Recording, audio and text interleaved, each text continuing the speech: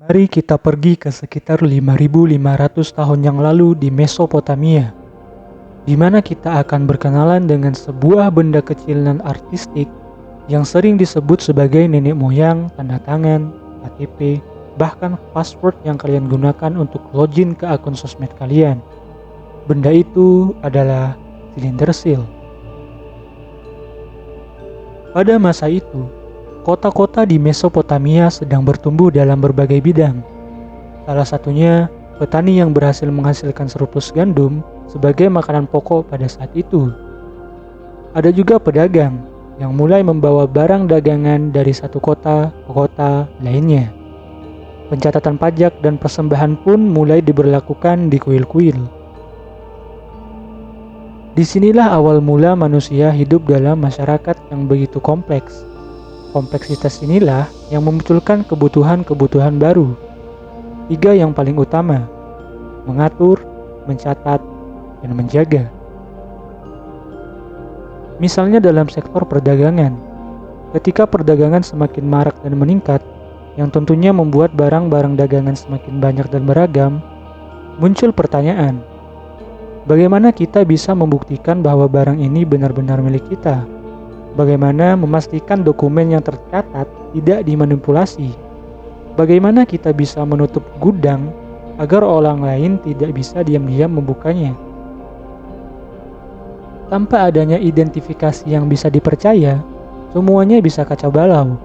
Barang kita bisa diklaim orang lain, kontrak dokumen bisa dipalsukan, dan gudang kita bisa dimasukin tanpa izin.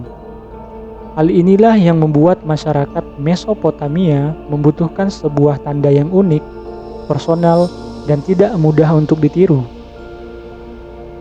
Manusia Mesopotamia mulai mengamati tanah liat yang basah. Mereka menyadari bahwa tanah liat itu bisa menyimpan bekas, bisa membeku, dan bertahan lama. Jika seseorang punya sebuah alat kecil dengan ukiran yang unik, kemudian menekankannya pada tanah liat tersebut, maka akan muncul sebuah bekas yang menjadi semacam sidik jari visual yang tidak dimiliki oleh orang lain. Gagasan yang begitu sederhana, tetapi begitu jenius pada masanya. Dari gagasan inilah lahir sebuah benda kecil yang memiliki ukiran teliti, bernama silinder seal. Ketika silinder seal digulir di atas tanah liat, silinder seal akan meninggalkan rangkaian simbol yang beragam. Bisa dewa pelindung, nama seseorang, adegan ritual, hewan mitologis, ataupun motif-motif geometris yang cukup rumit. Pada saat itu, setiap orang benar-benar memiliki cap yang unik. Misalnya, jika segel yang terdapat pada dokumen milik kita dibuka secara paksa, maka tanah liat akan pecah. Tanda manipulasi pun akan terlihat.